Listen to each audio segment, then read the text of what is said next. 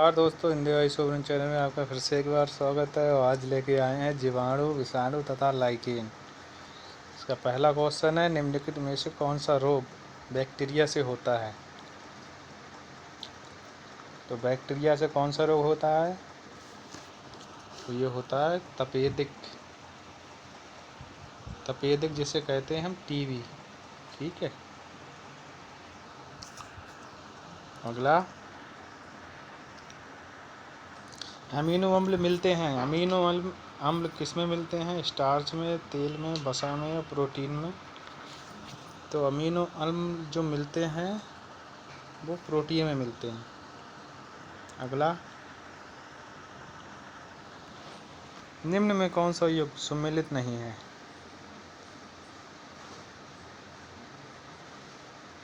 Joseph Lister कुष्ठ रोग का उपचार है। जोन्स ईसरी साल्क पोलियो के विरुद्ध टीका।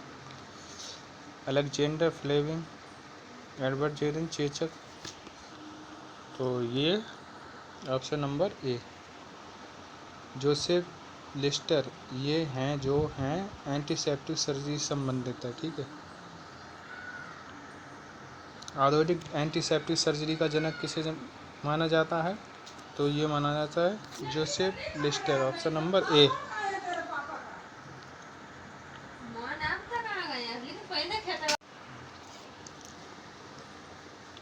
अधिकांशतः प्रयोग किए जाने वाला प्रतिजैविक पेनिसिलिन बनता है। तो ये किससे बनता है? तो ये बनता है कवक से, ऑप्शन नंबर सी। अगला, पेनिसिलिन की खोज किसने की थी? पेनिसिलिन की खोज जो की थी वो अलेक्जेंडर फ्लेमिंग ने की थी, ऑप्शन नंबर ए।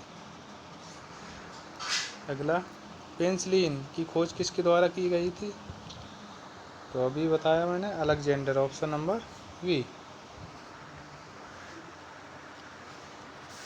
लाइकेन दो जीवों का सहजीवन माना जाता है। वे सूक्ष्म जीव हैं,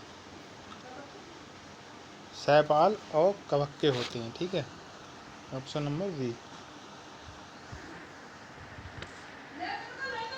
लाइकेन एक प्रकार का दैत्य पादप है जो दो विभिन्न वर्गों के पौधे के सहजीवी सहचारी से बनता है। ये किन दो वर्गों के पौधे होते हैं? ये होते हैं शैवाल और कवक, ऑप्शन नंबर सी। निम्नलिखित में कौन सा रोग जीवाणु के कारक होता है, कारण होता है? कौन सा रोग जो होता है जीवाणु के कारण? चेचक, इन्फ्लुएंजा, पेचिस या हैजा? तो ये हैजा होता है, ऑप्शन नंबर बी, डी। निम्नलिखित में कौन सी वायरस से फैलती है? कौन सी बीमारी जो वायरस से फैलती है? तो वायरस से फैलने वाली बीमारी है इन्फ्लुएंजा, ऑप्शन नंबर ए। विषाणु द्वारा मनुष्यों में निम्नलिखित बीमारी पैदा होती है। कौन सी बीमारी पैदा होती है? तो ये होती है इन्फ्लुएंजा। इन्फ्लुएंजा, ऑप्शन नंबर ए।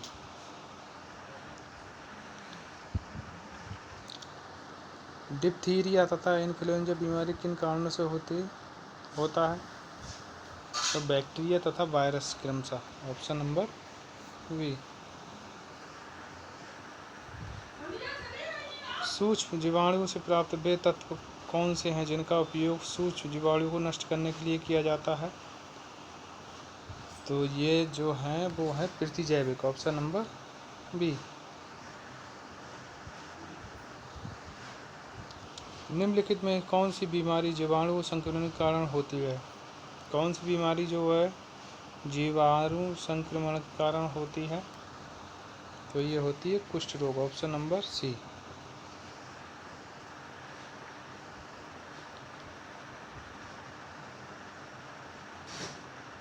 नींबू में कौन सा अम्ल होता है? नींबू में होता है साइट्रिक अम्ल। समुद्री शैवाल में कौन सा अम्ल होता है? एंजेलिक अम्ल। अंगूर में कौन सा होता है? टार्ट्रिक अम्ल। सिरका में एसिटिक अम्ल। तो ऑप्शन नंबर बी ठीक हो।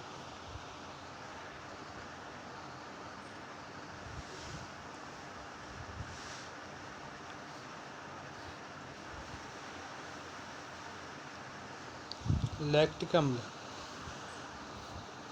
लैक्टिक अम्ल किस में होता है?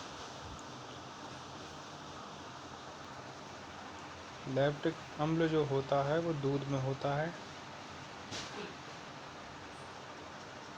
एसिटिक अम्ल किस में होता है? ये सिरका में होता है। साइट्रिक अम्ल किस में होता है? नींबू में। और ब्यूटेरिक अम्ल होता है ये खट्टा मक्खन में। ठीक है, ऑप्शन नंबर बी। निम्न के द्वारा दूध खट्टा किया जाता है। किसके द्वारा दूध खट्टा किया जाता है? तो ये किया जाता है बैक्टीरिया के द्वारा। Option number B. निम्नलिखित अम्ल के बनने से कुछ समय के बाद दूध खट्टा हो जाता है क्योंकि लैक्टिक एसिड के कारण। ऑप्शन नंबर ए। दूध से दही जमता है। कैसे? दूध से दही जो जमता है बैक्टीरिया के कारण। इम्पोर्टेंट क्वेश्चन है। अगला, सूक्ष्म जीवाणु युक्त पदार्थ का शीतलीकरण एक प्रक्रिया है जिसका कार्य है जीवाणुओं को निष्क्रिय करना। ऑप्शन नंबर सी।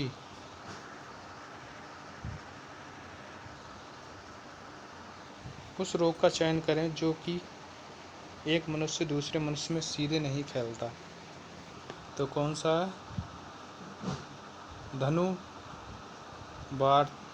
धनुबार टिटनिस। Option number B. अगला, एड्स फैलता है।